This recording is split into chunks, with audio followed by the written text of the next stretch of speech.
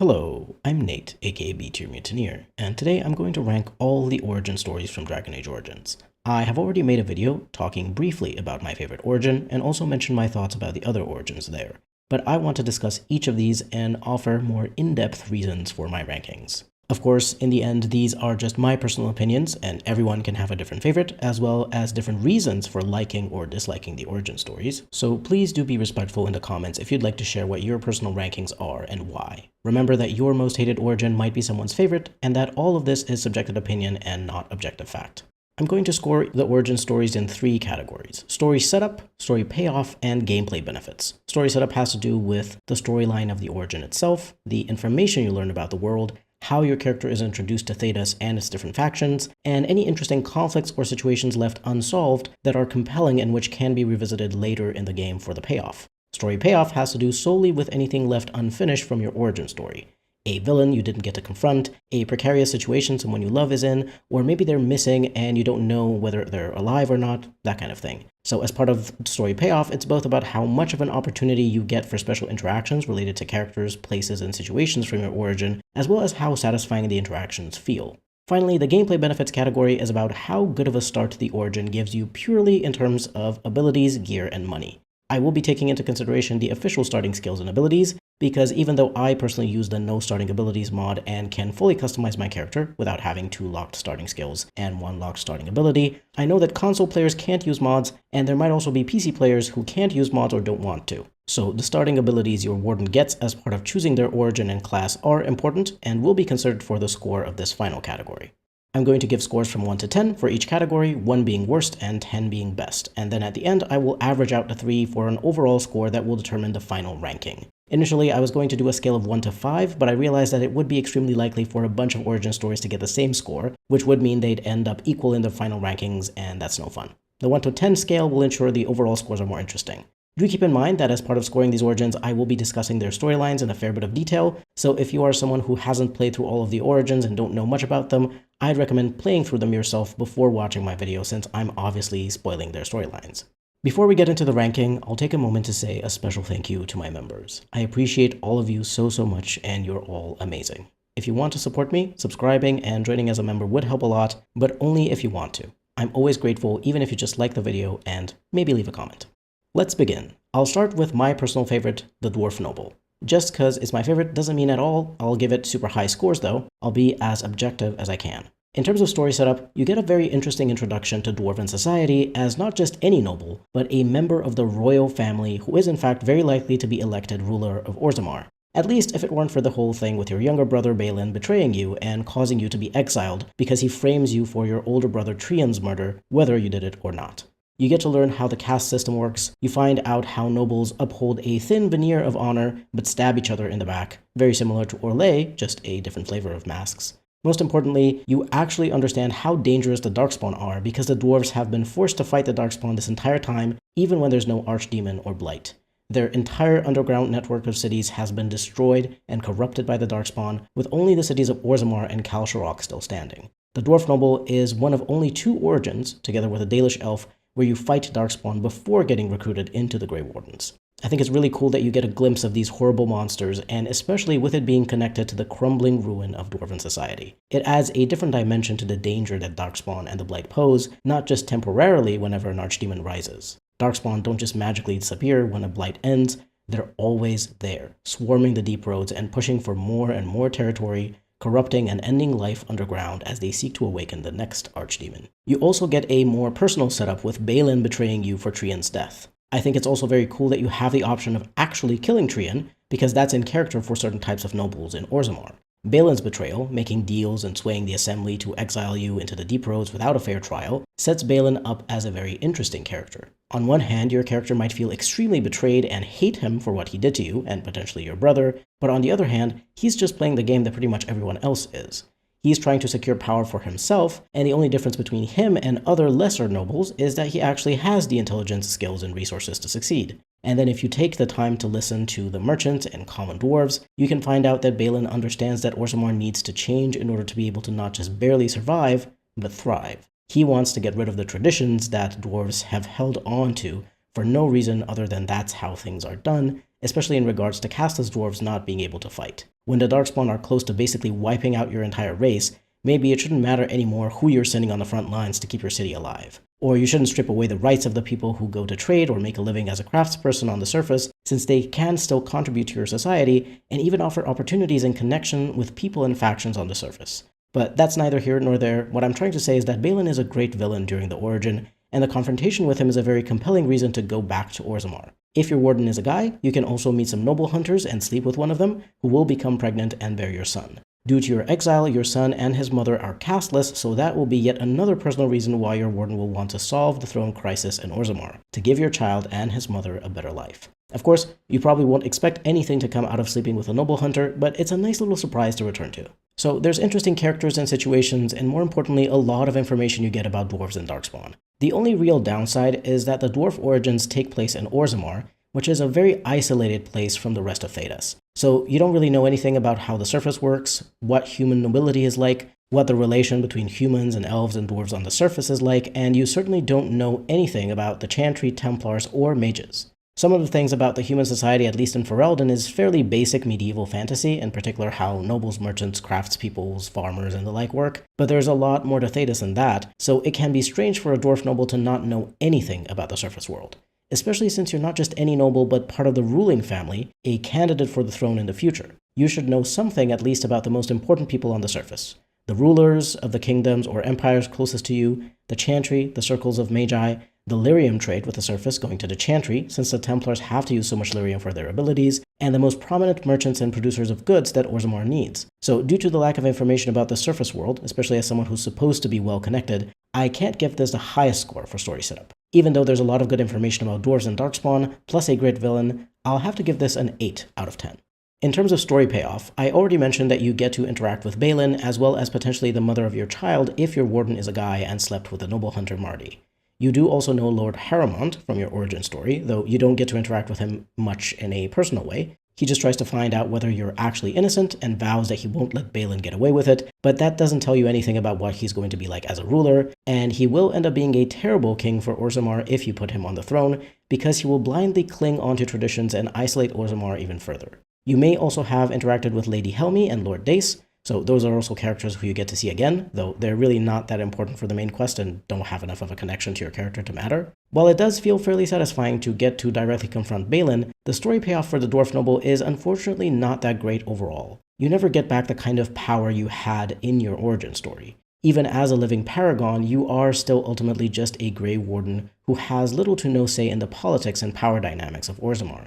That kind of character journey can work, of course, but if your version of a dwarf noble wanted to be someone very powerful and influential, specifically in the context of politics, that's not really something you can get back for them. So I'd score the story payoff of the dwarf noble with a 6 out of 10. It's decent, certainly better than some of the other origins, but there's also something lacking. For the final category of gameplay benefits, the Dwarf Noble is special in the sense that you end up losing all of the gear you got in the first half of the origin when you are exiled. You get a longsword, potentially a unique one called Fine Dwarven Blade if you convince Haramont of your innocence, but then have to scavenge for extra gear as you fight your way through the Darkspawn and the Deep Roads in search of the Grey Wardens who are your only way out. So overall, you will have less items than the other origins. However, there is a really powerful early game chest piece, the Superior Dwarven Guard Armor, which you find on the corpse of a dwarf. The bonus to physical resistance this has is really good for the early levels, especially if you combine it with another source of physical resistance such as the DLC item Helm of the Deep or the longsword Sir Galen's sword, which you can obtain in Ostagar. I mentioned the sword in my video about items you may have missed.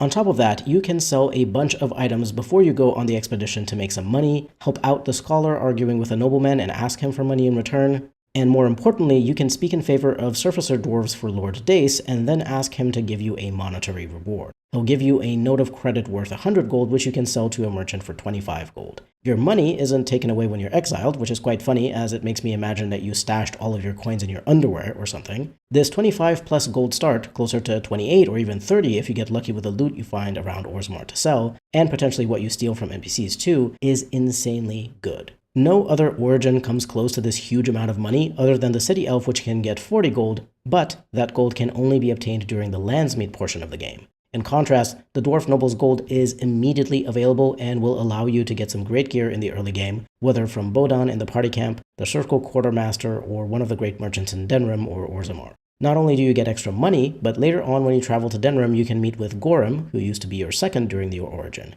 He has become a merchant, and he will sell you things at a lower markup, but more importantly, buy anything you give him for double the money of any other merchant. So you can make even more money by selling most of your loot to Gorham. He also gives you a pretty good shield related to your origin, the Idukan family shield. Unfortunately, the bonus damage versus Darkspawn on it doesn't work because it doesn't properly apply to shield hits from talents, but its other stats are decent, so you can absolutely use it on a weapon and shield warrior. So although it's very different from the other origins and you do have to know what you're doing in order to get the starting gold, I would say the Dwarf Noble is by far the best origin in terms of gear and money. The only other origin that has great gear is the Dalish Elf, but I'll discuss that one in a bit. As far as starting abilities go, if you're a warrior, you get the first 2 ranks of combat training for skills and the shield bash talent from the weapon and shield tree. If you're a rogue, you get the first rank of combat training and 1 rank of poison making and the dirty fighting talent from the rogue tree. In addition to that, because you're a dwarf, you get the racial bonus of Dwarven Resistance, which gives you 10% spell resistance innately, which is an amazing defensive bonus for any character, but especially so for warriors who are more frequently going to be targeted by enemies due to wearing heavier armor and potentially using threat-generating talents if they're tanking. The shield bash talent the warrior starts with can be annoying for you if you want to play a different kind of warrior, whether two-handed, dual-wielding, or archer, but thankfully that's just one ability point that you can ignore easily even if you don't have a respecialization mod or aren't using the no starting abilities mod. What I like about the rogue is that dirty fighting is extremely useful no matter what type of build you're going for. As a dual wielder, you can use it offensively to stun enemies so you can backstab them more easily, and as an archer, you can use it defensively if an enemy attacks you in melee and you need to disable them to run away. For the rogue skills, poison making out of all the other skills that aren't combat training is actually nice to have 1 rank in because it allows you to use poisons and grenades. So even if you don't want to craft them yourself and you just want to use whatever you find or buy, with 1 rank in poison making, you'll be able to do it. The only downside if you're an archer is that poisons can't be used for bows, only for melee weapons, but you'll still be able to use grenades, which are great AoE damage. Overall, the Dwarf Noble gets great abilities and resources, the money being the best part. So I'm giving this origin a 9 out of 10 for gameplay benefits.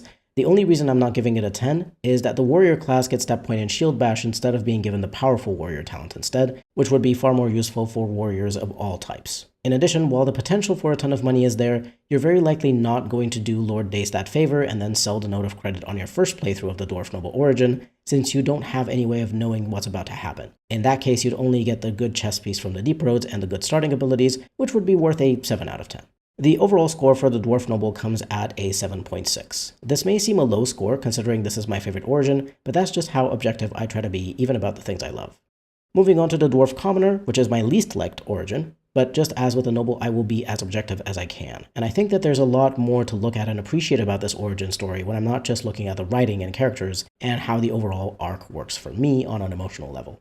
In terms of story setup, we get a completely different introduction to Dwarven society, seeing as we're casteless on the lowest rung in society. We were forced to join the Carta, the crime syndicate in Orzammar, just to survive. You get to learn some of how the caste system works, just in the sense that the casteless are utterly fucked and everyone, including commoners who are barely just a bit better off, hate them and think that they're scum. The casteless aren't even allowed to join the Dwarven army to fight Darkspawn in the Deep Roads, even though that is literally the biggest threat to dwarves other than their low fertility. You don't get to see any Darkspawn at all in this origin, which is a shame, but makes perfect sense since there's no reason why you as a casteless would be allowed in the Deep Roads, other than maybe to work in the worst parts of a mine. The important characters in this origin are your sister Rika, your co-worker and potential buddy Leske, and Jarvia, who is the crime lord Barat's right hand. Rika has been trying to noble hunt, aka get knocked up, by none other than Prince Balin, who is later in contention for the throne of Orzammar, so good job picking your future husband, girl, get that sugar daddy. Jokes aside, it's terrible that this is the best way for the casteless to get out of poverty. Whore themselves out in hopes that they'll produce an heir that bears the sex of their higher caste partner, and then hope and pray that they will be accepted into the family. Leske isn't really an interesting character whatsoever. Sorry. He's just a nasty little man who makes lecherous comments about your sister. He's just an average thug. So for me, there was no setup for me to want to meet Leske again when I returned to Orzammar, which also made his betrayal not matter to me whatsoever. I'm sure that for someone who likes nasty little men, maybe they actually liked Leske, but I can't say there's anything particularly noteworthy about him for you to care all that much.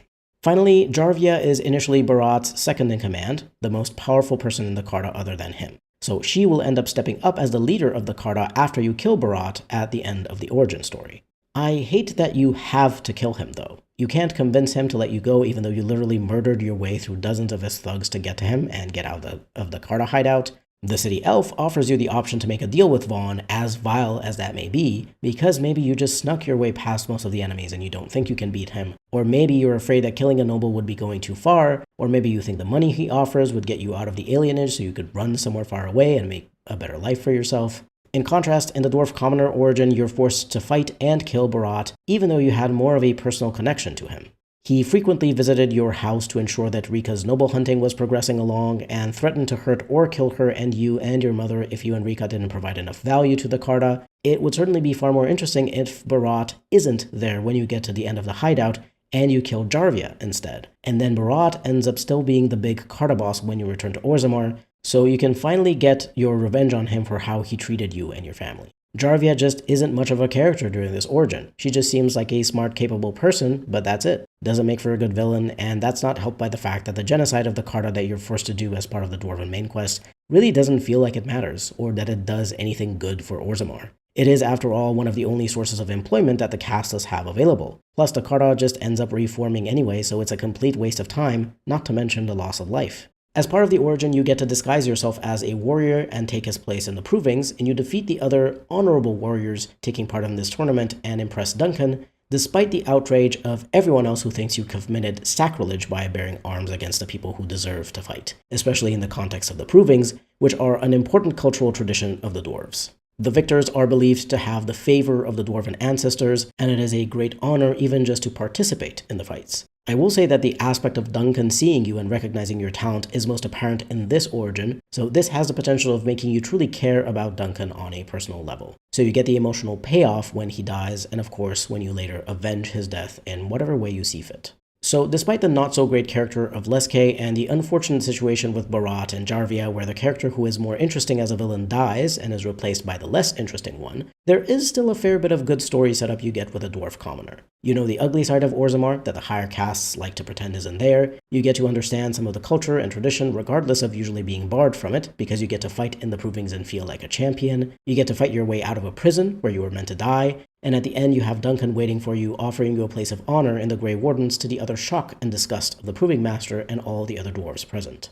You get your sister wishing you well and hoping that you will do great things as a warden, and your buddy Leske seems happy for you too, if you care about that. And you have returning to your sister to look forward to, as well as returning to Orzammar as a respected Grey Warden and feeling satisfied that all the nobles and other castes are forced to treat you like an actual person, even though you started off as subhuman in their eyes.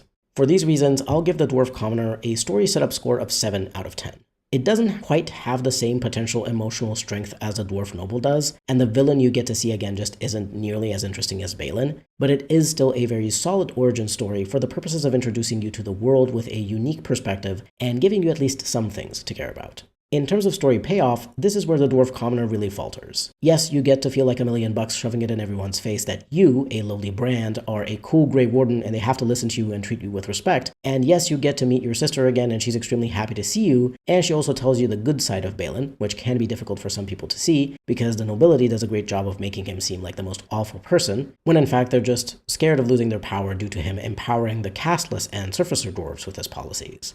Leske betrays you during the Carta portion of the Dwarven main quest, but again, there wasn't really much more to him than generic Carta thug. The one thing that doesn't make sense about his betrayal is that he literally saw you cutting through the entire Carta hideout at level 2 and killing the then boss Barat. So why does he think that now, as a Grey Warden with an actual group of people following you, it would be any different? It would have been far nicer if Leske actually helped you out, if maybe you found him in one of the first rooms in the Carta hideout, and he offered to join the fight as an allied NPC, or maybe he offered to convince some of the other Carta thugs to run away so that they don't get killed by you and your group. That would make much more sense, and it would be at least a little satisfying to see your buddy from the origin doing something positive. Finally, you can also consider a story payoff the fact that your character is proclaimed a paragon by Orzammar after the events of DAO. This also happens in the case of the Dwarf Noble, but obviously for a previously casteless dwarf, it has a bigger impact. But since it's off-screen, I can't say it matters all that much. I'll have to give the Dwarf Commoner a low score of 4 out of 10 for story payoff. If Leske had been a bit more interesting and helped you instead of betraying you, and if you fought Barat instead of Jarvia, I would have given this a 6 instead, pretty much on par with the Dwarf Noble. Alas, that's not the case. For gameplay benefits, you first and foremost are a dwarf, so you get the innate 10% spell resistance due to your race. In terms of abilities, the warrior starts with stealing and combat training for skills and dual weapon sweep as a talent. The rogue starts with stealing and poison making for skills and dirty fighting as a talent. The rogue is not a great start because you don't have any ranks of combat training, so you'll have to spend your starting skill point into it so that you can unlock weapon style talents. However, as a rogue you do get a skill point every 2 levels instead of every 3 like the other classes do, so you have that advantage. The Dwarf Commoner is also one of the few origins where you can actually buy some items from merchants, which includes flasks and ingredients for poisons, so the poison making skill isn't entirely useless during the origin story, since you can actually obtain poisons. Stealing in general is not a great skill unless you specifically want to do a stealing heavy run and invest very much into both stealing and cunning, and stealth if you want to really make sure you can steal from everyone. This way you'll be able to steal from elite and boss rank NPCs and potentially enemies as well, but the highest value things you can get are a few unique items, runes, and some high tier consumables or valuables that you will generally want to sell for profit.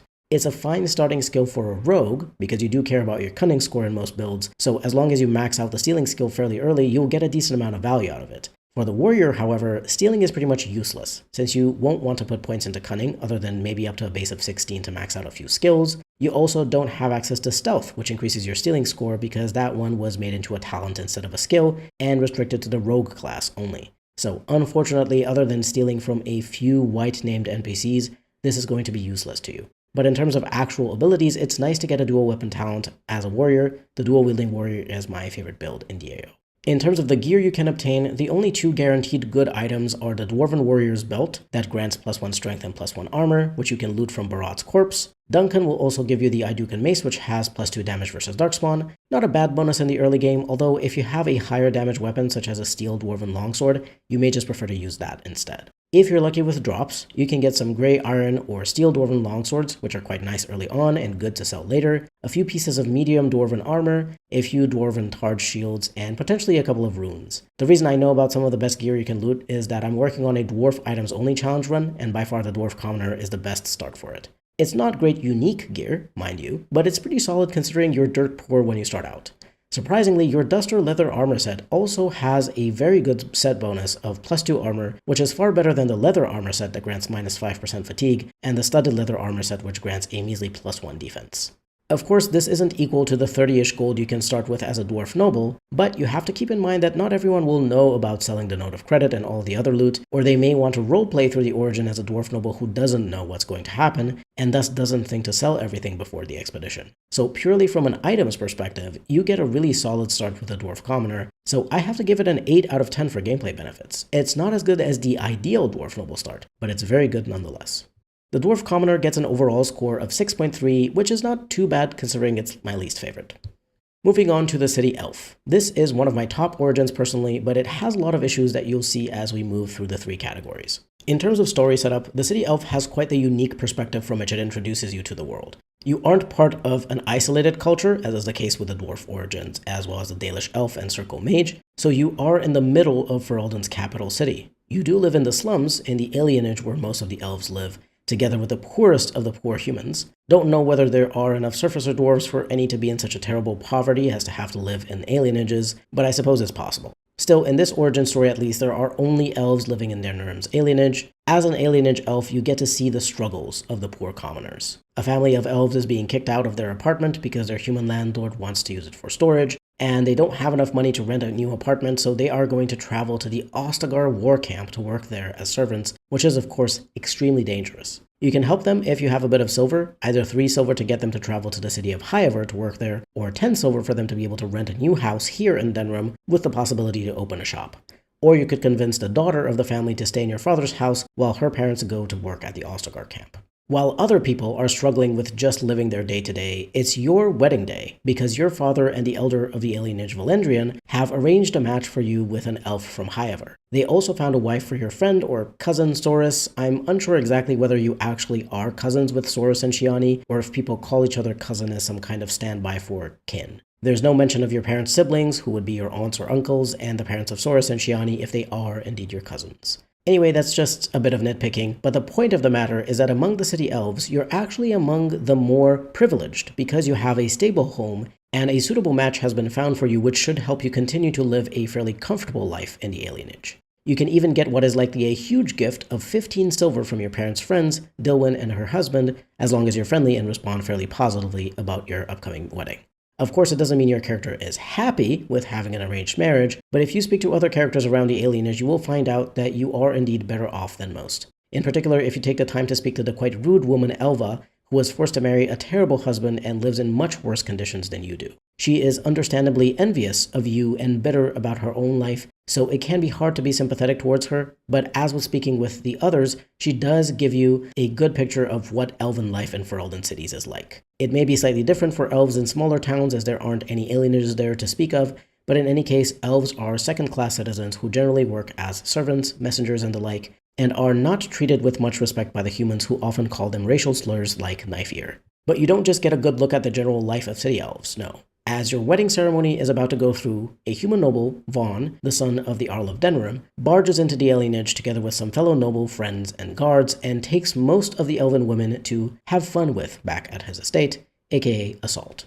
If your character is a woman, you also get taken and have to escape from the inside with a bit of help from Soris, who comes to help together with your betrothed, who unfortunately dies. If your character is a man, then you and Soris go to the estate yourselves to try to rescue the women, and are given a couple of weapons by Duncan, who was traveling in Denerim looking for potential recruits, and likely also either obtaining or leaving some supplies in the secret Grey Warden vault. Duncan gives Soris the weapons if you're a woman, so you still get something in either version of the origin story. You can sneak your way through most of the estate if you wish, you can put some guards to sleep by giving them drinks, or even poison them. Or you can go on a full-on murderous rampage, justifiably so, for what this horrible human is doing to your friends and family. Which, by the way, gives us the best concept art from Dragon Age Origins in my opinion, the picture of the city elf woman with a dagger and a fierce expression, her wedding dress bloody and tattered. That concept art to me really embodies what the best of Dragon Age feels like, and it also looks really, really cool.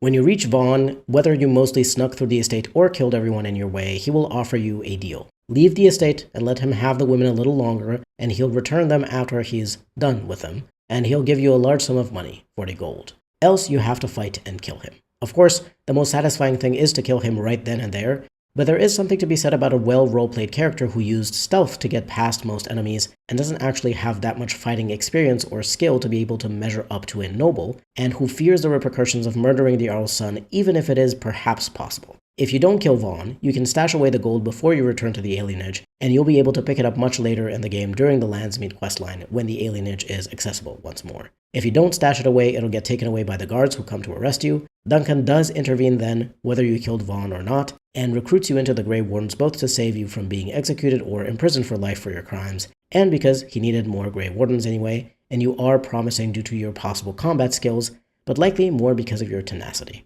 I'll say this origin sets up a lot of things nicely. You learn about the shitty parts of Ferelden nobility, you know what commoners actually live like, you potentially hear a little bit about the Dalish as well if you talk to Theodore about his brothers who ran away to find a Dalish. You have a personal connection to the Jarl's estate and with Vaughn himself if he's still alive by the end of the origin, and you likely want to return to the alienage to see how everyone is, so you look forward to being able to do that in Denerim. You also have the opportunity to have a fondness for Duncan as he speaks favorably about you as well as your mother who he wanted to recruit years ago, and despite the fact that he can't directly intervene against Vaughn, he offers some of his weapons to you so that you can do something, plus he clearly wants to help, but he fears he'll only make things worse for everyone if he does. So that also sets up a potentially stronger emotional impact when Duncan dies at Ostagar due to Loghain's retreat.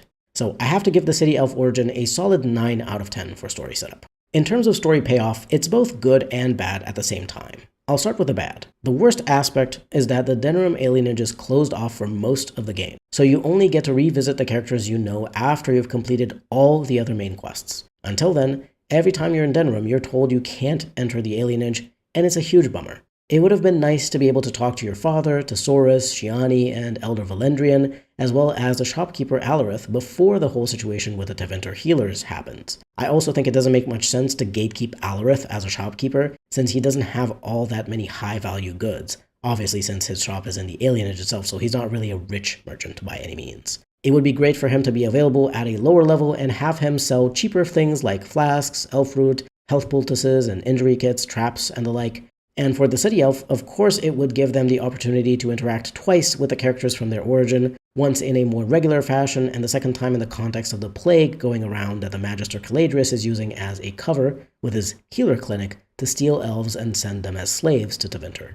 Once more, you have the option to either save the elves or leave them to their fate in the hands of an evil man, But in this case, it's potentially a worse fate than leaving them with Vaughn, as they'll be slaves in Tevinter, and who knows what things will be done to them. Magical experiments like the ones done on Fenris, or just being hurt or sacrificed for blood magic purposes. They could still be assaulted, of course, even there, and so on.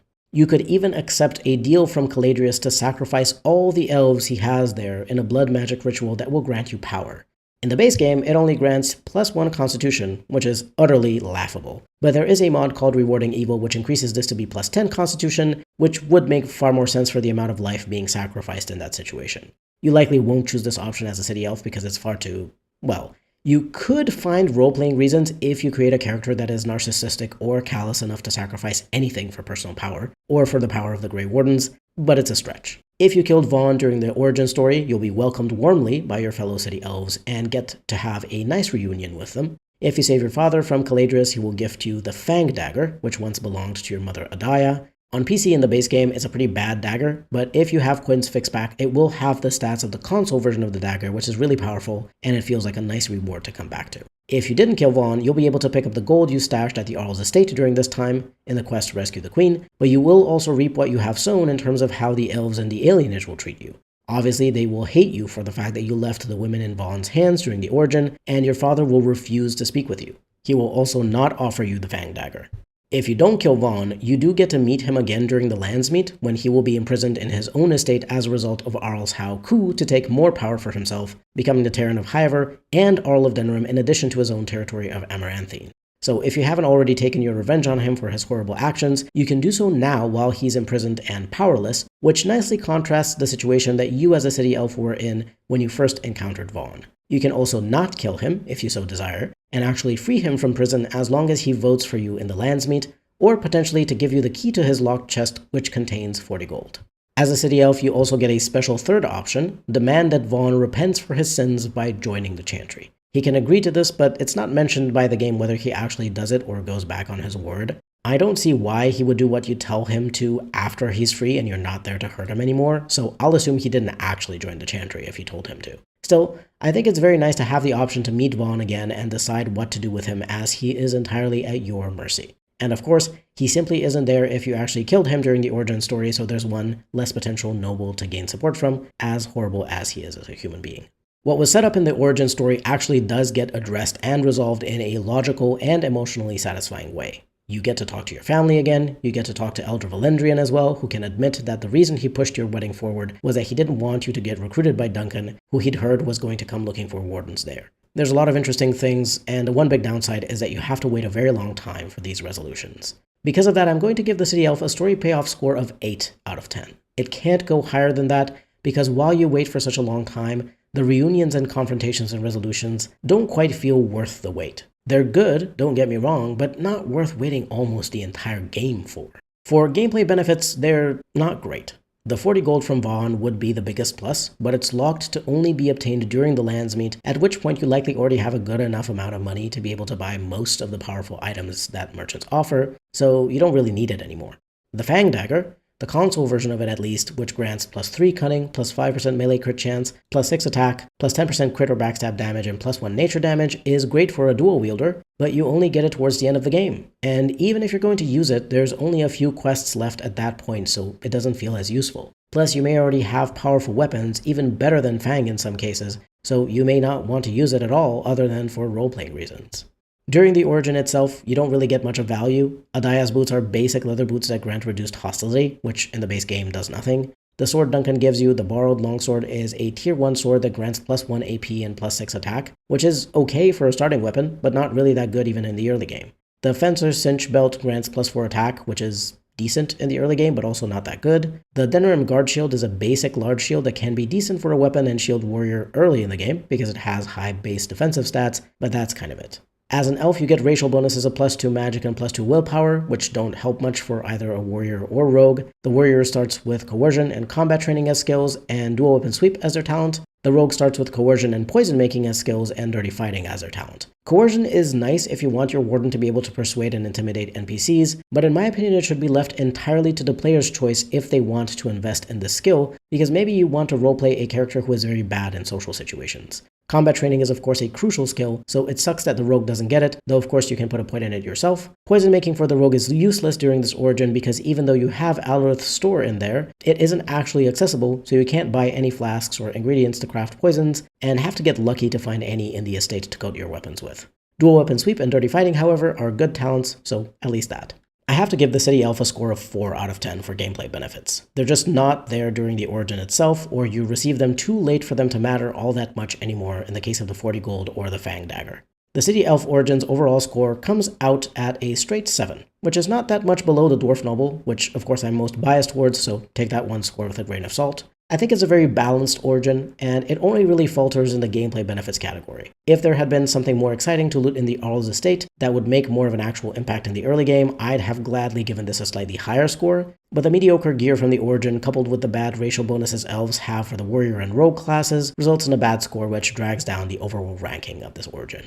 Moving on to the Dalish Elf. This is an origin that I wish I could love, because I love the Dalish Elves. Unfortunately, it stumbles so much in its storytelling, including the way you later interact as a Dalish Elf with Zathrian's clan during Nature of the Beast, that it's just very underwhelming, despite the Dalish being one of the more unique groups in Dragon Age that have a very cool flavor to them. It's not all bad, of course, since you do get to learn about the Dalish and get to be one of the Dalish, but it's just not nearly as good as it could have been. In terms of story setup, you get a wonderfully unique introduction to the world through one of the coolest factions in the Dragon Age universe, the Dalish. The Dalish are very cool, and I love the idea of people who are struggling to reclaim their lost culture and history that was taken from them long ago, creating a mishmash religion and traditions out of little fragments that they've managed to salvage over the centuries. You feel like you're part of a unique, tight-knit community who refuses to bend to the will of the status quo. But despite the uniqueness of your perspective as a Dalish elf, the origin still suffers from a lot of the same things that the other insular origins do. You should be made aware that you only have 2 or maybe 3 mages in your clan, because there's a real danger that human Templars will take note of your clan and come steal your mages or kill them.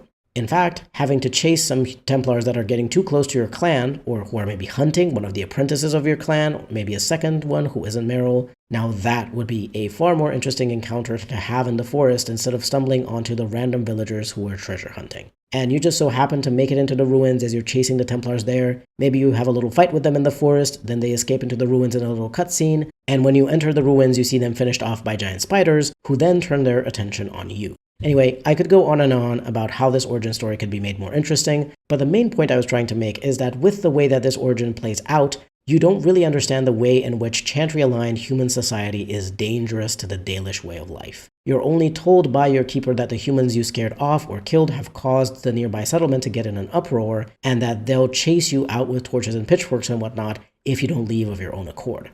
There's no mention of Templars or nobles who don't take kindly to knife your vagrants living off their lands. You only know a little bit about how a Dalish clan functions. You get to explore an ancient ruin which has human architecture and yet elven artifacts within, but other than that, you don't really get to understand the world outside of your little clan.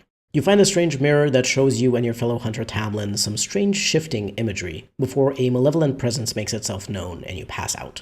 When you awake, you are back in your clan's camp, brought back by Duncan, who found you there and saved your life. Tamlin has disappeared entirely, so your keeper sends you and her apprentice Merrill to check out the ruin and look for signs of Tamlin before the clan has to move on due to the ire of the nearby village. You can also get another hunter named Fenril to join you on the dungeon delve. Your character is also sick with something that is later revealed by Duncan to be the Darkspawn Taint, which will either kill you or turn you into a ghoul unless you become a Grey Warden. You fight your way through the forest and the ruin, this time getting to battle Darkspawn, who seemed to have either followed the Grey Warden there, or perhaps were somehow summoned by the mirror. It's the only other origin story other than the Dwarf Noble where you get to fight Darkspawn, and for that it's pretty cool. Although, even though you get to fight them, you don't quite get to understand how bad they are, since on the surface they just seem like regular monsters, and surfacers don't really understand or remember why the Darkspawn and their taint is so terrible, especially in the present because it's been hundreds of years since the last blight. Once you reach the room with a mirror, you see Duncan, who has fought off a group of Darkspawn by himself as he shatters the mirror. It was corrupted by the taint, he explains, and there was nothing good that could come of it.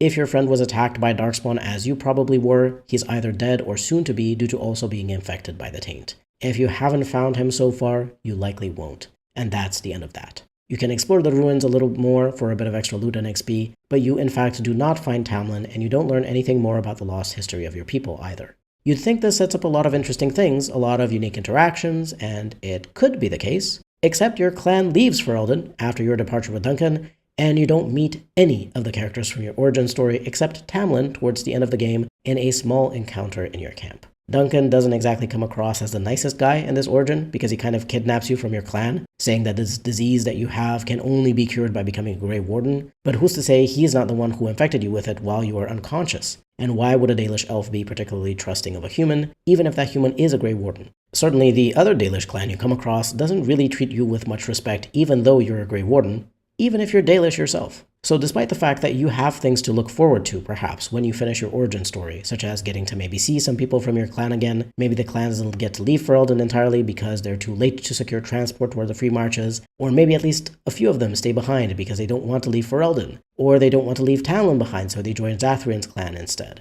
But nope, you just never see any of them again. And even your character's distrust towards humans isn't really very well established during this origin. You have far better reasons to feel that way from the City Elf origin. It's just a bit of a mess, frankly. As much as I love the Dalish, this ain't it, Chief. In terms of story setup, this gets a 4 out of 10. It's not abysmal, but it just doesn't measure up against the other origins at all. Even if you think there's stuff being set up, it's not. Which takes us to story payoff. As I mentioned, you never see your clan again. When you do interact with Zathrian's clan, they're almost as distrustful towards you as they are of a human or dwarf warden, or perhaps even more distrustful because they think that the wardens having a Dalish elf among them is some kind of ploy to gain resources and favors from the Dalish. It was such a disappointment for me when I played my playthrough as a Dalish elf for the first time and went to the Dalish immediately after Lothering, only to be met with most of the same hostility and not really have anything special I could do. There was no one from my clan, nothing my character had any connection to. Not to mention that Zathrian is a bit of a prick, so that also doesn't help. There isn't any big villain or important secondary character set up by your origin at all, so you don't have any important character moments unique to a Dalish warden. The only thing that's directly related to your origin is the encounter with a tainted Tamlin after you get attacked by a group of shrieks. You can talk to him and he'll describe how he's hearing the Darkspawn song and begs you to end his pain. Killing him is the only thing you can do. So that's literally the only unique important moment you get, which lasts a glorious few minutes. For story payoff, I'm giving the Dalish Elf a 2 out of 10. Technically speaking, there's a few special interactions with Zathrian's clan and with Tamlin, as well as being able to ask the ruler of Ferelden for a boon to help the Dalish, which grants them territorial sovereignty in the hinterlands north of the Korkari Wilds. But that's just barely anything compared to the much larger amount of special interactions and emotionally impactful moments the other origins get.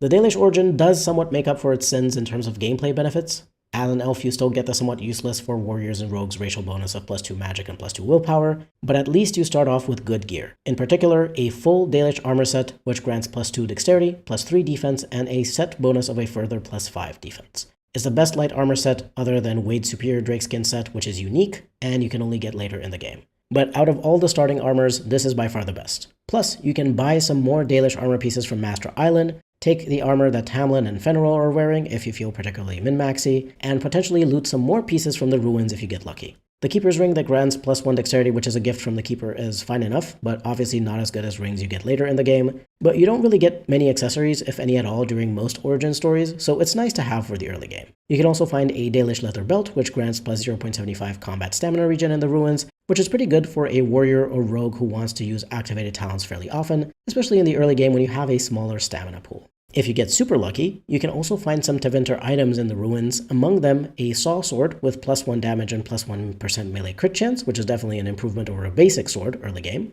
You could also find expert paralyzed, dwemer, or slow runes in one of the 2 lieutenant rank containers in the ruins.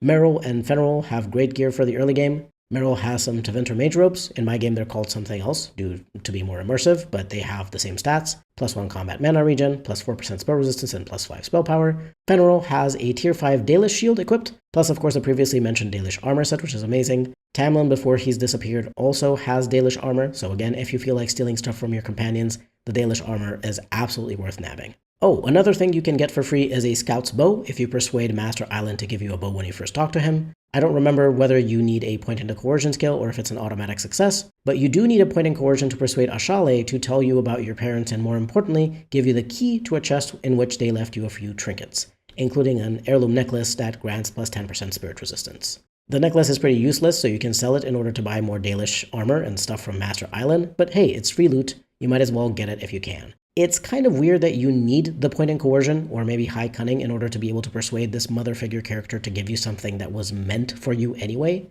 A very strange design choice indeed, since the Dalish Elf isn't given a starting point in coercion, unlike the City Elf.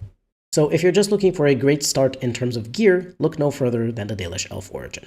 In terms of skills and abilities, the warrior starts with survival and combat training as skills, and pinning shot on PC or dual weapon sweep on consoles as a talent. The rogue starts with survival and poison making as skills and dirty fighting as a talent. In my opinion, the console version of the warrior is far superior because pinning shot really isn't the first archery talent that needs to be unlocked. It should be melee archer to ensure the archer doesn't get interrupted from shooting by enemy attacks. Still, as long as the player picks up melee archer when creating their character, if they want to play as an archer, they'll be fine, although archers are fairly weak early game. Of course, on consoles, you have one of the best dual weapon talents, so you'll do great. The rogue doesn't get combat training as a starting skill, but of course you can unlock a rank of it yourself when creating your character, and you'll easily get more ranks of it as rogues get more skill points than warriors or mages. Dirty fighting is of course a great starting talent for any rogue build too, because it's a guaranteed stun unless the enemy is immune to stuns. In addition to this, the poison making skill isn't useless because you have Master Island who sells a few flasks and ingredients for poisons. You may also find some deathroot and toxin extracts in the forest and ruins, and Island also has a couple of poisons and an acid flask for sale. So if you want to make use of poison making in the second part of your origin story, you absolutely can. So that's a plus. Now, survival as a skill is more iffy. For most players, it's not all that useful because it grants a measly plus 5% nature resistance. It's only good if you're actually going to use the fact that it shows enemies on the map to plan ahead for future fights. But most players who would do that are players who have likely already played through DAO and know the encounters so they don't need the information, or players who are very highly skilled anyway, so they probably don't need that information either in order to successfully navigate combat. The nature resistance isn't useless by any means. In fact, it's quite good, especially on higher difficulties because there are some enemies that deal fairly high amounts of nature damage, so it's great to have that reduced by 25% if you max out survival, but you won't really notice that much of a difference early game just from the initial 5% resistance. So the starting skills and abilities are pretty solid. Even if the survival skill isn't that great, I understand that it absolutely makes sense for a Dalish Elf to have it. Because of just how good the Dalish armor and potential loot in this origin are, I'm giving this a 9 out of 10 for gameplay benefits. It's on par with the ideal Dwarf Noble start with that huge amount of money the Dwarf can get, as well as the superior Dwarven Guard armor and the innate spell resistance of Dwarves, but yes, Dalish armor and Tevinter treasure are just that good. Overall, however, the Dalish Elf origin gets a barely passing score of 5. It's shameful, really, how much potential this origin has and how poorly it's executed.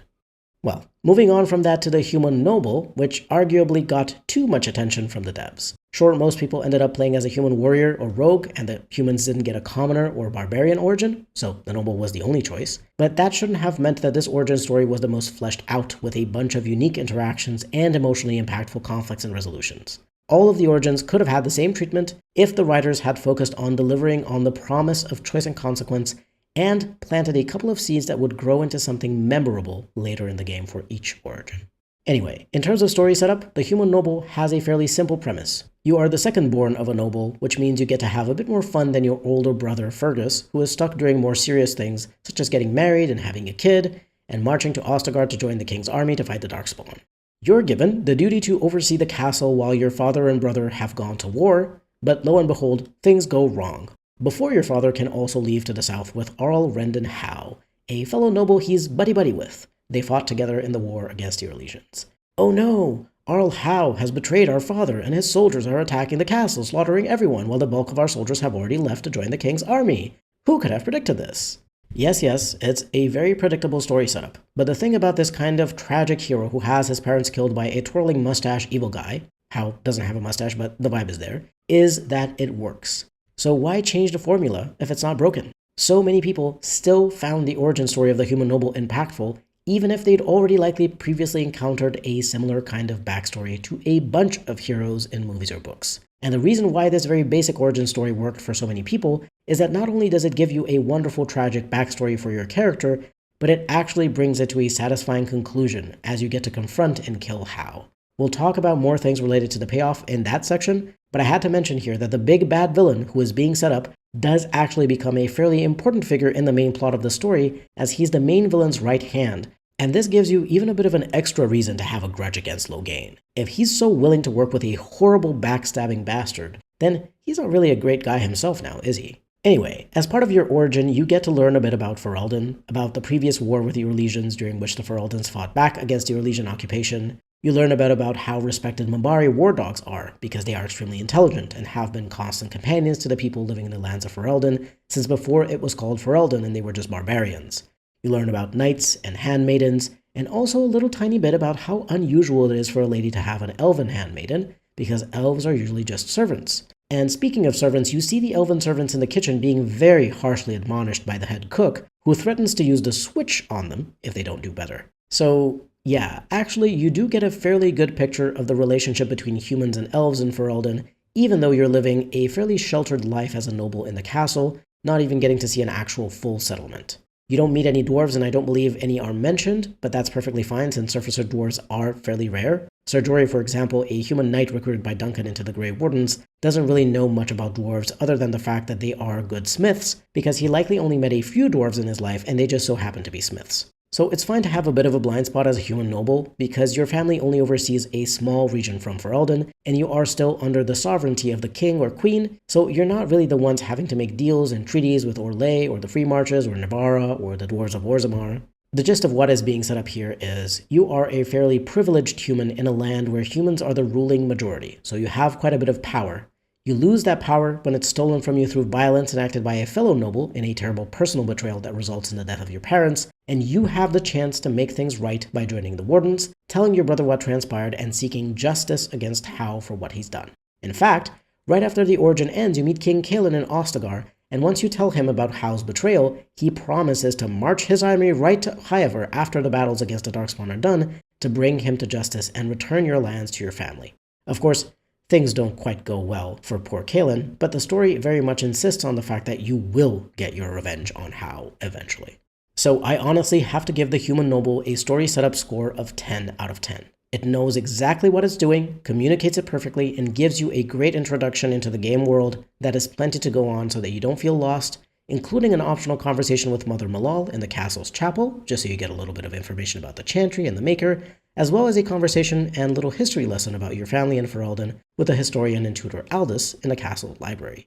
It's just really well done, and honestly I can't say I'm surprised because this origin story was written by David Gator, so it knew exactly what kind of themes to push on and what it could set up that would meaningfully thread into the main plot of the game. I just wish the other origin stories had a clearer direction and weren't left to roam quite so free in whatever direction the writer felt like in that moment, because that way all the origin stories would have felt more cohesive and also more balanced in terms of their relevance. In terms of story payoff, the Human Noble also excels. You're set up to get your revenge on Arl Howe, and you do so beautifully by killing him in the dungeons of the estate he's stolen from yet another noble, Vaughn from the City Elf origin, with no one but the rats there to witness his ignoble demise. You're told your brother Fergus was lost in the Korkari wilds when scouting for Darkspawn with his soldiers, but then you get to meet him again at the very end of the game after the ruler's coronation ceremony, and he speaks of how he was found by a group of Chastened who nursed him back to health. His recovery took a long time and he wasn't able to travel again until around the time of the Battle of Denrim. You may also feel quite strongly about Duncan, potentially as a surrogate father figure after the death of your character's father, so Loghain's betrayal leading to his death might hit harder than for some of the other origins, simply because you've just so recently experienced a similar betrayal yourself, and now the leader of the Ferelden Grey Wardens, and not just that, almost the entirety of the Ferelden Grey Wardens, the group that was supposed to be your new family, are dead. You're truly on your own, and it feels quite empowering to rise up to meet the challenge after not one, but two betrayals at the hand of powerful noblemen. Not only that, but as a human noble, you are also in the unique position of being able to take the throne of Ferelden as the royal consort of the ruler you elect. Though it has to be a hetero relationship, I guess Fereldans aren't quite cool enough to have two queens or two kings. This gives a Grey Warden unprecedented political power. For someone part of a faction that is on paper meant to be apolitical and only oppose the Darkspawn, though of course throughout the entire game you are making political choices that will shape how various factions and groups evolve in time, and their public perception. So the apolitical nature of Grey Wardens is very much a lie, because Grey Wardens simply cannot be apolitical when they require the support of as many countries and groups of people as possible to be able to defeat the Darkspawn, especially during a Blight. Grey Wardens alone cannot defeat an entire horde. As a human noble, you also get various people recognizing you and treating you with far more respect than they treat others. especially fellow nobles and knights. So the human noble also gets quite a bit of unique dialogue, not just as part of talking about how and confronting him, or when having the choice to marry into the throne, but also when interacting with other nobles and higher class individuals. It's a very nice touch, especially because it's spread out in a bunch of quests in Redcliffe and Denram, so it makes you feel like the game is far more reactive than it actually is. Very intelligent narrative design to do it this way, and as I said previously, I just wish the other origin stories got the same care and attention. The human noble will also get a 10 out of 10 for story payoff, because what more do you even want out of this? It's got more reactivity and emotional payoff than 3 origin stories combined. Finally, for gameplay benefits, this is where the human noble thankfully falters a little bit, because it would have been absolutely ludicrous for it to have amazing gear on top of everything else. Not that there aren't mods that make the human noble origin feel even more noble by giving you some more gold and better gear, plus snazzy noble clothing you're dressed in from the beginning, but those are mods, and while they do make the human noble origin feel more realistic and immersive, they do make it just far superior to the others, so be mindful of that if you are going to install such a mod. Do it for the role-playing if you choose to do it, and if you still want a challenge, try to limit the power you get from other things, such as perhaps not using DLC items, or at least not the most overpowered ones. Anyway, in the base game, the most important unique pieces of gear you obtain as part of the human noble origin are the family sword and the shield of Highever. The family sword is a tier 2 longsword with +1 damage and +4 attack, and the shield of Highever is a tier 2 kite shield with +4 attack. They're not amazing or anything like that, and certainly you will struggle quite a bit if you try to play the entire game with these equipped on your warden, though you're free to do so as a nice little role-playing challenge. You can loot these from the castle's treasury, for which you can get the key from your mother during the attack. You may also randomly loot from an elite rank How Knight either a heavy maul or an executioner's helm. The maul is tier 3 with +2 damage, and the helm is a heavy one with +25 stamina. They're both good items for the early game, but the maul especially so if you want your warden to be a two-headed warrior, or if you want to give Sir Jory a little upgrade while you fight through the Korkari Wilds, and then have a good weapon when you recruit Sten. These 2 items aren't guaranteed drops from the knight, however, so you may also just get some random potion or something else that's not nearly as useful. Your starting armor is leather armor or studded leather armor, which aren't as good as the Dwarf Commoner's duster leather armor and the Dalish Elf's Dalish armor, but they're alright, I suppose. I wish the human noble warrior got medium armor instead, it would have been cool, and it is possible with mods. I believe Obsidian's Nobler Noble gives you a set of medium armor that is restricted to your character. For your skills and abilities, the warrior starts with improved combat training, aka 2 ranks in the skill, and the rogue starts with combat training and poison making. Combat training is of course wonderful, as it allows you to unlock weapon style talents, and the second rank the warrior gets also gives you a small combat related bonus. The poison making skill is unfortunately useless until you get to Ostagar, because you don't have any merchant in the castle who can sell you ingredients or poisons, and it's unlikely you will find any poisons or grenades from the few containers you can loot, or from Hal's soldiers when you fight them. The warrior starts with the shield bash ability, which is good as it can knock down enemies, and also makes sense since you can use the shield of Highever from the armory if you so desire. The rogue gets dirty fighting, as do all of the rogues, because it's just such a good talent that is universally good for rogues. I wish they'd added some kind of kick attack in the warrior tree as a first talent in either of the rows, so that they could give that to the warrior instead of forcing them to have a point in a particular weapon style. The kick talent could knock down enemies without a resistance check unless they're immune, just like dirty fighting stuns them without a resistance check. It would be similarly a universally useful talent because it disables enemies or interrupts them for a little bit, and doesn't have anything to do with what weapon you have equipped. But anyway, enough about what I would do to make this better. The human noble gets good starting skills and talents, though the gear isn't that great.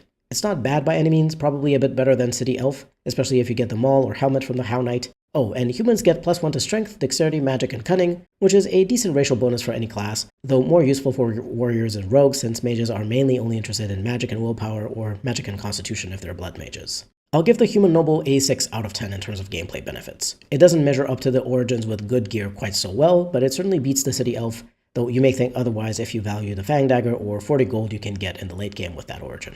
Overall, the human noble gets an 8.6 out of 10, which is huge, and I didn't quite expect it despite knowing that it is very much favored in terms of relevance. Finally, and god this is so much longer than I thought it would be, we reach the Circle Mage origin. An issue that we come across here is that there are technically 2 Circle Mage origins, one for a human and one for an elf, but they're practically the same with barely any unique dialogue for an elven mage, so for that reason I'm just going to talk about the one mage origin because that's what it is. It's very unfortunate elven mages don't get the option of choosing the Dalish origin, but I understand from a tutorial design perspective it would have been difficult for the devs to make 2 separate tutorials for the Dalish origin, one for a martial class and the other for the mage. Anyway, in terms of story setup, there's really only a few important things. For one, you learn about how magic is viewed in Ferelden, and in general by the Chantry. Magic is something to be feared, mages are to be controlled and distrusted, chained under the vigilant eye of the Chantry's enforcers, the Templars. You are forced to go through a test pitting you against a demon in the Fade, the Spirit Realm, and if you fail and get possessed by the demon, you will be cut down. If you don't want to go through this grueling test aptly named the Harrowing, then you can choose to go through the Rite of Tranquility, which renders your magic inert, and you lose your ability to feel emotions, or they are somehow deeply repressed, because somehow magic is so deeply tied to your body that severing your ties to it also severs the ties to your emotions.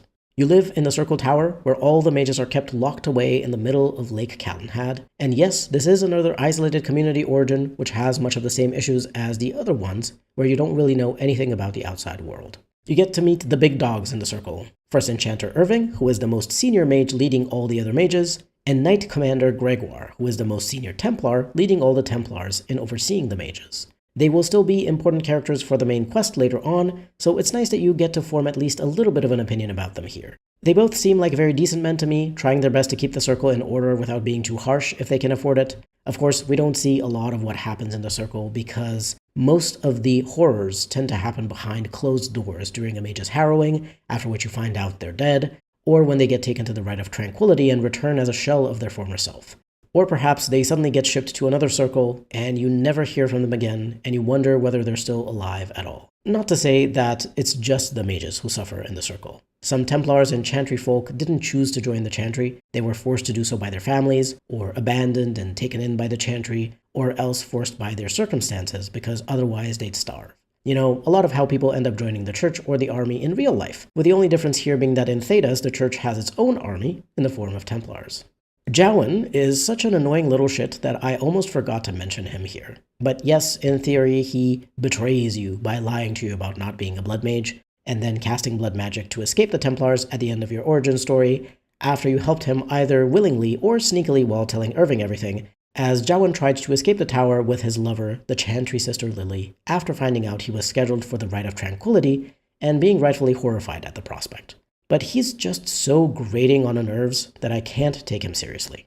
I think it's mainly the voice actor. He's really very bad, and he almost always either does a whiny voice or a very not at all emotional voice. Maybe the character writing isn't that terrible, and I'm just blinded by my utter hatred of the voice acting performance, but to me, Jowan just seemed like such a loser. He's bad enough at hiding the fact that he's a blood mage that the Templars take notice and want to make him tranquil, and he wasn't even doing it super seriously out of conviction. He was just curious. Then he's somehow bad at poisoning Arl Eamon, because the poison is just supposed to weaken him, not kill him, and yet he was basically dying before the whole Connor situation.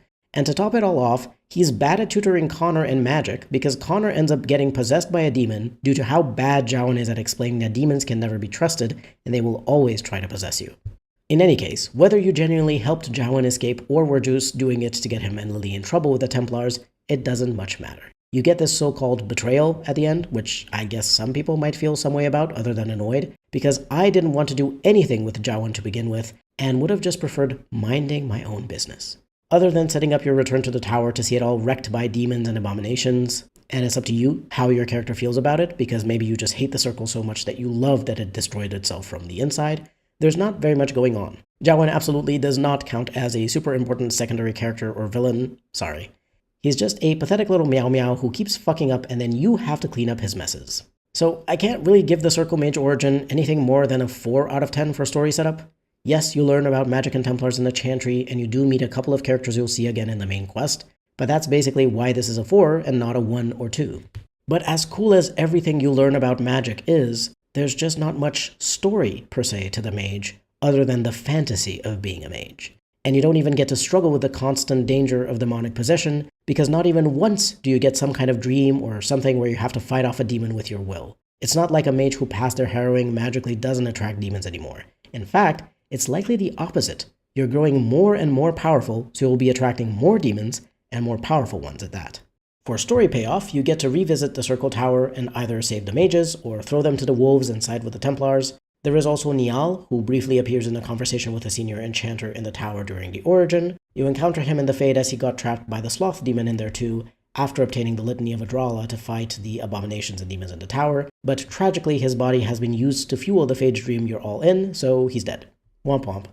You also, unfortunately, meet Jowan again in Redcliffe, and can let him kill a noblewoman to save her son and traumatize him forever, as he will know he's the reason his mother and many people from Redcliffe are dead. Or you can let Jowen escape, though why you do so again after he just showed how much of a fuck up he is eludes me, after which you might encounter him again as part of a Chantry board quest that has him labeled as a threat to be eliminated. You'll find Jowen at least trying to do something right for once, which is defending some refugees from Blight Wolves and Bereskarn, animals tainted by the Blight. And if he's still alive by the time the fight is over, he'll explain he's actually trying to help out, and you can let him go or attack him. I wish we could have recruited him into our group so that he could actually try to help against the Darkspawn, or at least have him show up during the Battle of Denrim on the rooftop to fight the Archdemon or something. Not that I want to hear more of that god-awful voice acting, but, if Jowen wants to truly repent for his fuck-ups, he might as well do it in a bigger way than protecting a few refugees the one time. I can't say there's a lot of payoff for the Circle Mage, but then again there isn't much setup either, so there's not really any payoff to expect, other than getting to see the Circle Tower again when you have to gain the assistance of the Mages or Templars against the Blight. Unfortunately, I'll give the Circle Mage the same score of 4 out of 10 for payoff, because it's just as underwhelming as the setup. The Circle Mage somewhat makes up for how underwhelming it is in terms of story when it comes to gameplay benefits. Mages are extremely overpowered in the AO. If you've never done a solo playthrough and want to try it out, the Mage is the easiest class to do it with by far because magic is absolutely bonkers in this game. First and foremost, the human gets +1 to strength, dex, magic, and cunning, out of which mostly just magic is useful, though if you're an arcane warrior, the other stats will provide a little attack, defense, and armor penetration, so they're not entirely useless. The elf, of course, has the best racial bonuses for a mage, +2 magic and +2 willpower, but either option is equally busted just because you're a mage. The different races don't have different starting skills, spells, or equipment. You start with combat tactics and herbalism as skills, and arcane bolt as your first spell. If you're going to control your character most of the time, combat tactics is useless because it just gives you an extra tactic slot to set up automated behavior. Herbalism is fine, but you won't have any flasks to craft potions with, so at most you'll be able to make some Mabari crunches, which you can't use anyway because you're not a dog. So it'll only be useful from Ostagar onwards. I would have liked to see a point in combat training instead of tactics here because it helps you take a bit more damage before you're interrupted from spellcasting, but otherwise it's a solid start because, well, honestly, mages don't need much, so they're fine with anything. In terms of gear, you don't get anything special. Anything you do get, you'll want to replace fairly soon with better items. The unique Black and Heartwood staff is a tier 1 nature staff with +2 damage and +2 spell power, which is great for the early game, except when fighting enemies that are highly resistant or immune to nature damage, but it should help you a fair bit in Ostagar and against the bandits in Lothering. But in order to keep this, you have to have a point in the coercion skill to lie to Irving when he asks if you took anything of importance from the basement of the circle during your escapades with Jowen. I will say there is one other special item that you can obtain here, the Fade Striders, mage boots with +1 magic that you can obtain in the storage caves if you tell Senior Enchanter Leora you will help clear out the storerooms of the giant spider infestation. If you're a classical mage, these are the best offensive boots you can find because there are no other boots in the game that grant bonuses to magic or spell power. I always found this very interesting, that these are the only such boots in existence, and you can obtain them during a completely optional part of the origin story. It is also possible to find some decent items part of the mage treasure category, in particular runes, which you may either want to use or sell, and basic staves, which also sell for a decent amount. There's also a few accessories you can get, but they're really quite bad, so I won't even bother mentioning them. For gameplay benefits, even with the gear being incredibly basic, I have to give the Circle Mage a 10 out of 10. Because as a mage, you're just powerful. Does this mean the origin itself is amazing? No, not at all. It just means that it's the only mage origin, and mages are OP, thus you get the most gameplay benefits out of choosing this origin. Overall, the Circle Mage gets a score of 6 out of 10, which is still more than the Dalish Elf, which just goes to show that even this origin, which is about an isolated community and doesn't have that much personal relevance and payoff for your character, still feels more impactful and connected to the main quests than the Dalish Elf does. The final rankings are the Human Noble with a huge 8.6 out of 10, beating even my favorite origin just because it's that well designed. The Dwarf Noble with a 7.6 out of 10, very respectable, but it can't quite compete with the impact and relevance of the Human Noble. The City Elf with a 7 out of 10, still super good, and while neither the Dwarf Noble nor the City Elf are quite as good as the Human Noble, if the other origins were on the same level as these two, I'd have been happy even if one origin was still clearly superior over the others from a narrative perspective. The Dwarf Commoner with a 6.3 out of 10, anything below a 7 raises questions for me, and the Dwarf Commoner certainly does that with the clumsy way it approaches a zero-to-hero narrative that could have been far more impactful had it only been designed with more intentionality instead of just kind of throwing shit at a wall and seeing what stuck. The Circle Mage with a 6 out of 10. Don't get me wrong, it's super cool to go into the Fade and interact with spirits and demons, and the concept of mages and Thedas is very interesting, as is the conflict between mages and Templars and the whole existence of the Chantry, but on a personal level for your character's story, there's just not really enough there to measure up against the other origins, even the poorly designed Dwarf Commoner, no matter how cool it is to be a mage. And finally, the Dalish Elf with a 5 out of 10. It truly pains me to put the Dalish Elf at the bottom of this list because my personal worst origin is a Dwarf Commoner, but if we're looking at things objectively from the perspective of how much relevance and special interactions your character has based on their origin, the Dalish Elf is unfortunately at the bottom. Just like the Circle Mage origin, it has so much potential because the lore is amazing, but it's just not executed well enough from a storytelling perspective, especially as an introduction that is meant to not only shape how your character sees the world, but also set up something really poignant to happen later on that is unique to you. And sorry to say, the Tamlin encounter isn't enough. Honestly, I wasn't expecting the final rankings to look like this. I thought my bias towards the Dwarf Noble would have ended up putting it at the top, and my extreme bias against the Dwarf Commoner would see it at the bottom. But I really tried to be objective here and look at the origin stories purely through a lens of what they provide in the 3 categories I chose: story setup, story payoff, and gameplay benefits, and I think I've managed to show what is maybe an interesting difference between them. I don't think that many people are surprised that the Human Noble got high scores because we all know it was a favored origin, but there's a clear jump in quality between the 3rd and 4th origins, the City Elf and the Dwarf Commoner.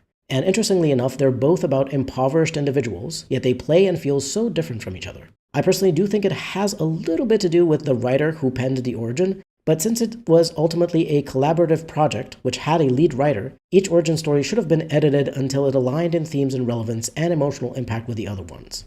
For example, my top 2 origins are the Dwarf Noble and City Elf origins, and they were both mainly written by Daniel Erickson, who clearly understood the assignment and made emotionally impactful stories that are memorable and which have fairly strong main quest relevance where you meet actual characters from your origin story when you return to that area and have meaningful interactions with them. In contrast, if you look at something like the Dwarf Commoner origin, which was written by Jennifer Hepler, it has an entirely different tone from most of the rest of the game, far edgier and funny in that uncomfortable way, and doesn't seem to care all that much about giving the player characters something truly meaningful to return to. Being betrayed by Leske and killing Jarvia doesn't feel like anything at all, and the only nice thing is getting to talk to Rika again. The Human Noble origin was written by Gator and has the most threads connecting to the main quest, and feels like the origin story that is most rooted in the world, with a character who truly feels like a hero throughout the entire journey. I'm not hating on any writer, so I'll shout each of them out. The Dalish origin, which was the worst in my ranking here, was written by David Gator as well, which I didn't know until I literally just read this detail on the wiki right now. I suppose it shouldn't be that surprising, since he also wrote the main quest Nature of the Beast, which again has tons of potential, but isn't that well executed. A friend of mine said that none of the writers seem to really understand or relate to the Dalish experience, so maybe that's why, even though the concept of the Dalish has promise, the execution is never quite right. I don't know, maybe it really is the case that you need someone who has the experience, or who at least has a better understanding of refugees and nomadic cultures and people forced to leave their own traditions behind as they're subjugated by an oppressor, to be able to write such a faction. Or maybe you at least need to have someone to consult when you write these things, if you want to write about them and you don't have a good understanding of them or a connection to them. The Circle Mage origin was written by Cheryl Chi, and while a lot of the origin itself is cool, getting to be in the Fade, learning about mages and Templars, and even exploring the off-limits basement of the tower, it just doesn't feel that well connected to the rest of the game. It doesn't quite manage to give the Mage Warden a strong sense of self and place, something to anchor themselves with, and of course it doesn't have enough unique interactions and reactivity, which is a damn shame because, as I said, a lot of the origin is cool, but it kinda just stays contained within the origin itself. By the way, I think all of these writers are amazing because they wrote some of the best quests and characters and pieces of lore from Dragon Age Origins and also later games in the trilogy, so I'm not saying at all that they're bad writers, simply that for one reason or another, the origin they wrote didn't mesh well with the rest of the game, especially when compared with the top 3 origins that did have great execution and managed to connect the character with the story. In any case, this has been my extremely in-depth ranking and analysis of the origin stories in Dragon Age Origins. I hope you found this interesting and maybe entertaining, and I certainly hope you'll tell me your own thoughts about this in the comments. If you enjoyed this, stick around for future videos I plan to make about Dragon Age and other games I care about. Feel free to leave a like, comment, subscribe, or maybe become a channel member. Everything helps. This has been B-Tier Mutineer. Thank you very much for watching, and I'll see you next time.